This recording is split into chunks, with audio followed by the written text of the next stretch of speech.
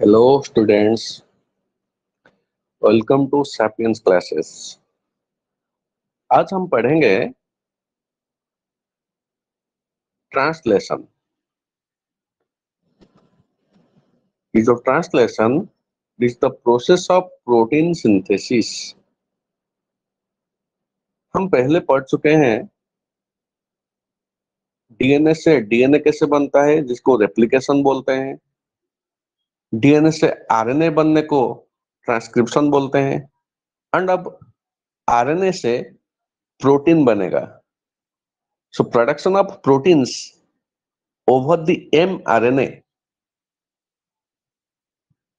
is called as protein synthesis। And ये process के लिए रिक्वायरमेंट्स क्या क्या है, तो पहले हमें चाहिए अमीनो एसिड्स। हमें पहले चाहिए अमीनो एसिड्स, जैसे कि सेल को लेकर हम टिश्यू बनाते हैं, टिश्यू से अर्गन, अर्गन से organ system, and then complete organism. Like that amino acids को लेके हम प्रोटीन बनाएंगे। उसके बाद ribosomes, messenger RNA, transfer RNA and a enzyme that is amino acyl tRNA synthetase। ये है हमारे requirements for the formation of proteins. ये जो प्रोसेस है ट्रांसलेशन का, ये 5 स्टेप्स में फिनिश होता है। चलिए देखते हैं क्या क्या है स्टेप्स। पहला स्टेप है एक्टिवेशन ऑफ अमीनो एसिड्स। दूसरा है charging of tRNA, then initiation, elongation and termination. So actually ये जो इनिशिएशन, एलोंगेशन, टर्मिनेशन, ये 3 ही स्टेप है। पहले वाला जो 2 स्टेप्स, इसका मतलब है प्रोटीन बनने के लिए तैयारी।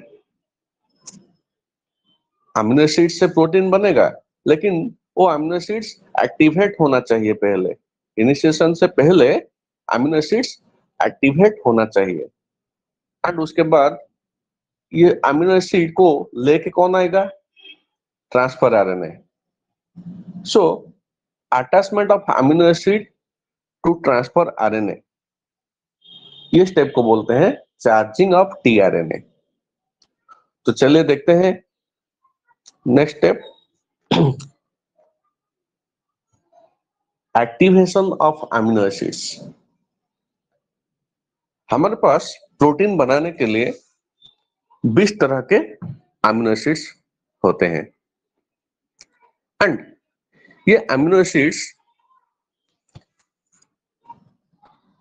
एटीपी से अटैच होते हैं in the presence of enzyme amino acid tRNA synthetase,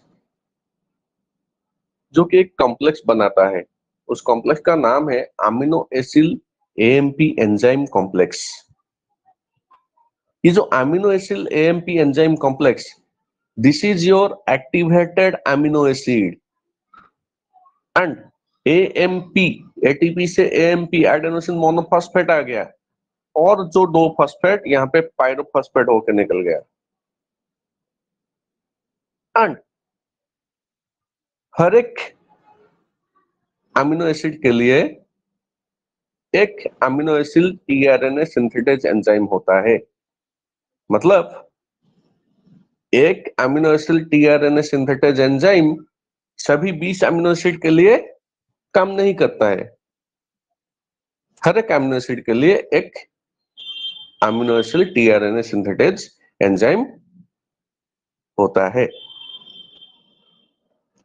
next step is your charging of tRNA। पहले भी मैंने बोला है चार्जिंग ऑफ tRNA और चार्ज्ड tRNA का मतलब क्या है?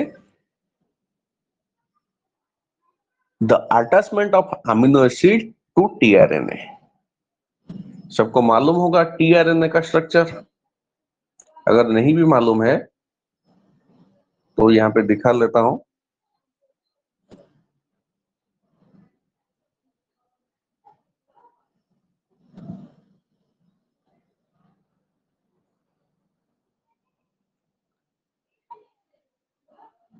ये है टीआरएनए का स्ट्रक्चर, जिसका इस तरफ सपोज 5 प्राइम एंड,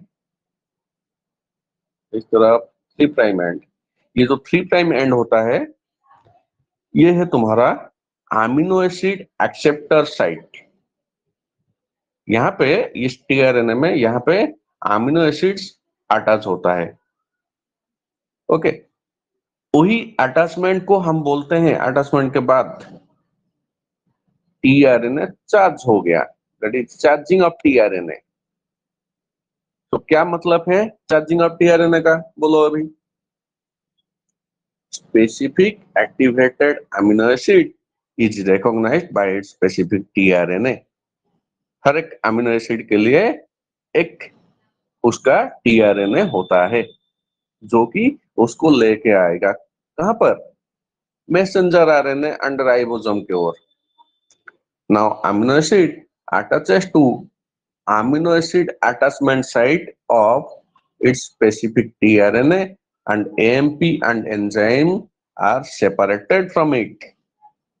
अब क्या होगा, हमारे पास एक्टिवेटेड अमीनो एसिड है, मतलब amino acid AMP enzyme complex, जो कि कंबाइन होगा टीआरएनए से। जब कंबाइन होगा तो हमें क्या मिलेगा, अमीनो एसिड टीआरएनए कॉम्प्लेक्स। यहाँ पे जो एएमपी एंड एंजाइम वो निकल जाएंगे, उनकी अभी जरूरत नहीं है। सो अभी हमें मिल गया चार्ट टीआरएनए। चार्ट टीआरएनए का मतलब है amino acid with tRNA, that is amino acid tRNA complex. तो अभी प्रोटीन सिंथेसिस के लिए तैयारी हो गया। क्लियर, अभी तक समझ में आया, हाँ कि नहीं? Okay, now amino acid tRNA moves to the ribosome for protein synthesis. चले देखते हैं नेक्स्ट स्टेप, जो कि इनिशिएशन है।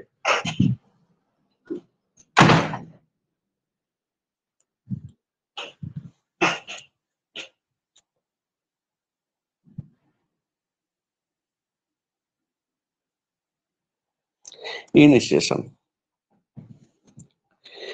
तो इनिशिएशन के लिए हमें जो चाहिए था वो सब मिल गया। क्या क्या चाहिए था, एक्टिवेटेड अमीनो एसिड जो कि टीआरएनए से कंबाइन होगा, दैट मींस ट्रास्ट टीआरएनए, वो मिल गया। हमारे पास ऑलरेडी है मैसेंजर आरएनए, राइबोसोम्स, ये सब है ऑलरेडी। एंड और क्या चाहिए इनिशिएशन के लिए, सम इनिशिएशन फैक्टर्स चाहिए। अगर प्रोकैरियोटिक सेल में हो रहा है तो 3 इनिशिएशन फैक्टर्स है, इनिशिएशन फैक्टर 1, 2, 3। अगर यूकैरियोटिक सेल में ट्रांसलेशन हो रहा है तो there are more than 3 initiation factors. Actually in eukaryotes there are 10 initiation factors. So पहले क्या होता है ना, in prokaryotic cells there is present a ST sequence. ST का मतलब है साइन डलगानो सीक्वेंस, जो कि जिसकी मदद से एमआरएनए रिकॉग्नाइज करता है राइबोसोम के स्मॉलर सब यूनिट को। एक्चुअली क्या होता है ना, एक इनिशिएशन फैक्टर राइबोसोम का दोनों सब यूनिट को अलग कर देता है। यहाँ पे तुम्हें दिख रहा है दोनों मिलके हैं, स्मॉलर एंड ये लार्जर, ये अलग ही रहते हैं। एंड पहले क्या होता है, ये जो एमआरएनए रिकॉग्नाइज करेगा स्मॉलर सब यूनिट को। सपोज यहाँ पे है एमआरएनए, देखो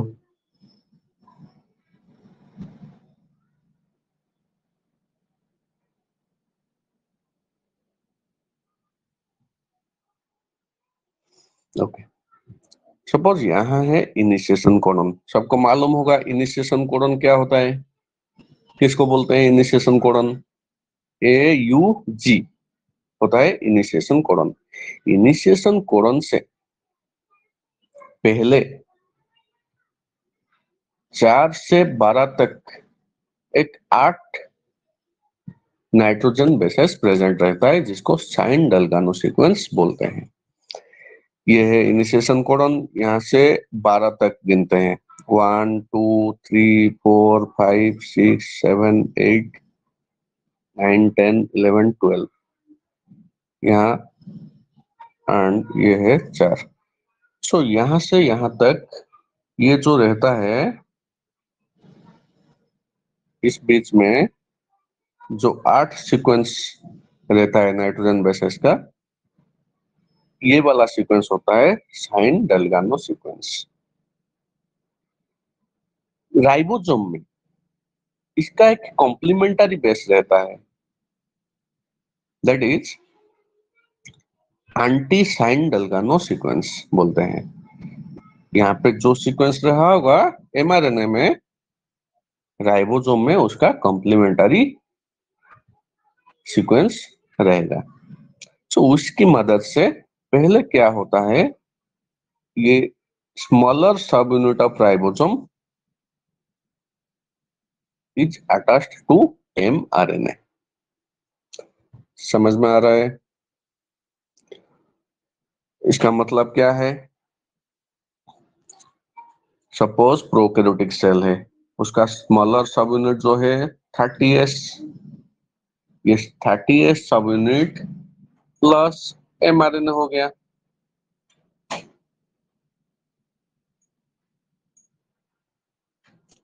ओके, तो ये दोनों का एक कॉम्प्लेक्स हमें मिल गया। अभी इनको मिलाते हैं इनिशिएशन फैक्टर्स, तो हमको क्या मिलेगा अभी? 30s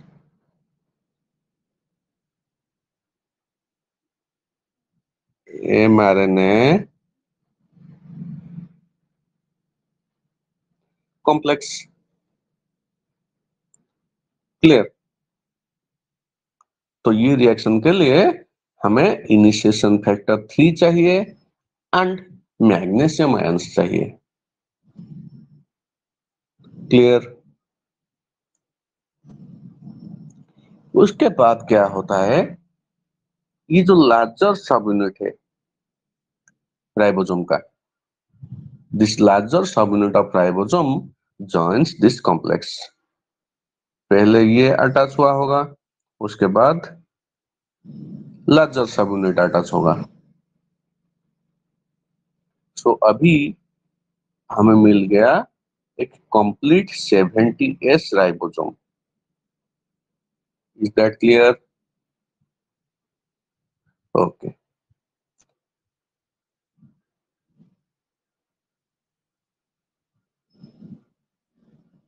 एक मिनट जरा।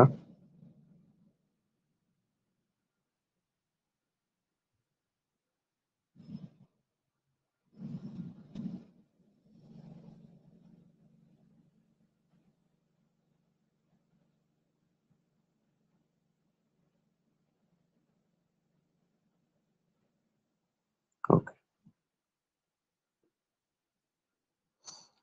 सो अभी यहाँ पे देखो,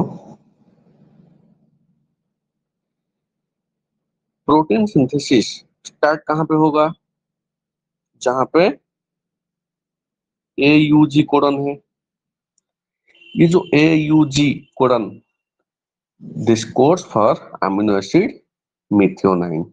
हाँ, उसके पहले ये जो लार्जर सब यूनिट है, इसका 3 साइड्स है, P site, A site and E site. P बोले तो पेप्टिडाइल साइट, A बोले तो अमीनो एसिड साइट, E बोले तो एग्जिट साइट।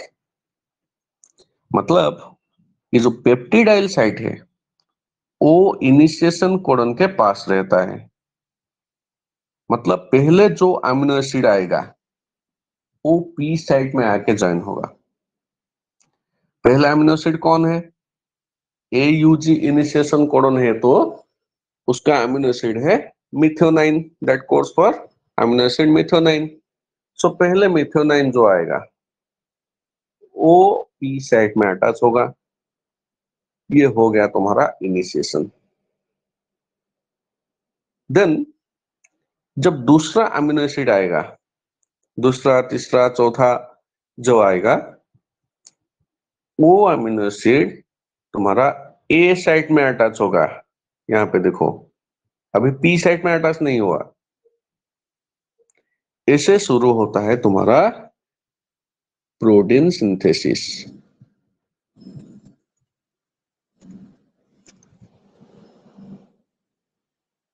तो जहां पे स्टार्ट कोडन होगा AUG, वहीं से तुम्हारा शुरू होता है protein synthesis. Next step,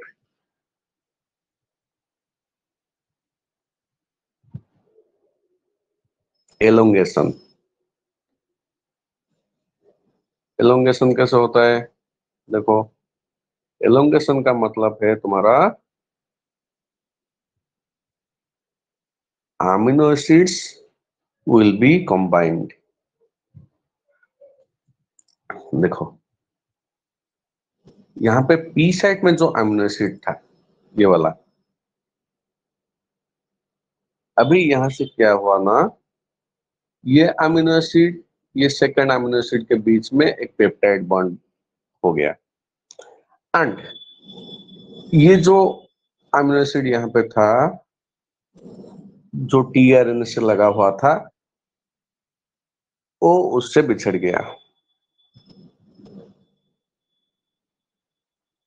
is that clear? अभी ये हो गया तुम्हारा एक डाई पेप्टाइड।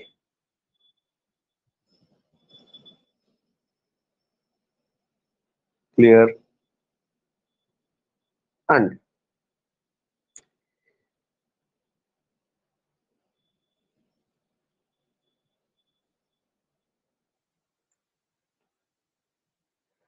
चलिए देखते हैं एलोंगेशन में क्या होता है। देखो,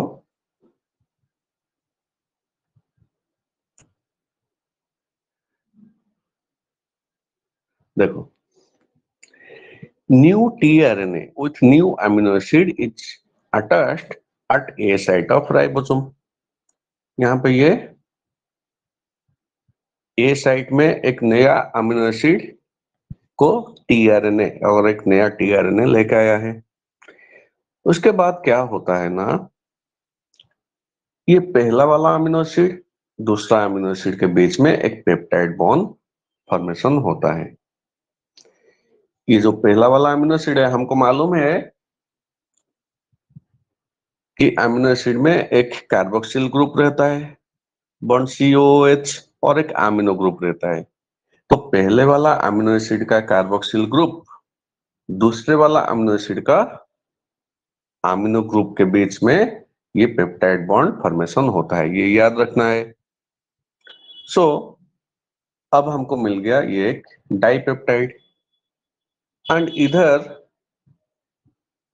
ये जो पी साइट में ट्रांसफर आरएनए लगा हुआ था पहले अमीनो एसिड मिथ्योनाइन से, वो रिलीज हो गया, वो tRNA अभी ई साइट को चला गया। और देखो यहाँ पे ये राइबोसोम और एक स्टेप आगे चला गया mRNA के ऊपर। ये AUG जो ई साइट में आ गया, पहले जो ए साइट था वो अभी बी साइट हो गया, एंड और एक नया ए साइट और अमीनो एसिड अटैचमेंट साइट हो गया। अभी और एक नया tRNA और एक अमीनो एसिड को लेके आएगा। उसके बाद क्या होगा ना, ये जो अमीनो एसिड है सेकंड अमीनो एसिड, ये सेकंड अमीनो एसिड अपना जो tRNA से अलग हो जाएगा, and second amino acid third amino acid के बीच में यहाँ पे और एक पेप्टाइड बॉन्ड फॉर्मेशन हो जाएगा। सो अभी हमें मिलेगा ये वाला ट्राइपेप्टाइड। यहाँ पे मिल गया, देखो, यहाँ से tRNA से अलग हो गया, अभी tRNA नहीं है यहाँ पे, देखो, एंड ये हो गया तुम्हारा ट्राइपेप्टाइड। ऐसे ही चलता रहेगा। फिर राइबोसोम क्या करेगा, एक स्टेप आगे जाएगा। एक स्टेप आगे जाएगा का मतलब है एक कोडन आगे जाएगा। मतलब ये अभी ई साइट में AUG है, ये वाला है पी साइट, ये पी साइट वाला हो जाएगा अभी ई साइट, ये कोडन आ जाएगा पी साइट में। एंड ये वाला जो नया है कोडन, ये कोडन पर आ जाएगा तुम्हारा राइबोसोम का ए साइट। क्लियर? ऐसे ही चलता रहेगा elongation. Then termination due to sliding over mRNA when any nonsense codon or stop codon is available at a site of ribosome, then polypeptide chain terminates. सबका टाइम तो आता है, जब टाइम आएगा UAA का और UGA और UAG, जो तीनों स्टॉप कोडन्स हैं, मतलब ये जो कोडन्स है इनका कोई अमीनो एसिड नहीं है। सो जब राइबोसोम यहां पर आएगा, उसका अमीनो एसिड साइट में कोई नया tRNA नया अमीनो एसिड को लेके नहीं आएगा। सो यहां तक जितना अमीनो एसिड अटैच हुआ होगा, यहाँ पे दिखाया है 5 अमीनो एसिड्स। ये 50 हो सकता है, 100 हो सकता है और 200 भी हो सकता है। जितना बड़ा चेन यहाँ तक आया होगा उतना बड़ा प्रोटीन हमें मिलेगा। Is that clear? तो अभी क्या होगा, यहाँ से ये सेपरेट हो जाएगा और ये वाला जो पॉलीपेप्टाइड चेन है हमें मिल जाएगा। क्लियर?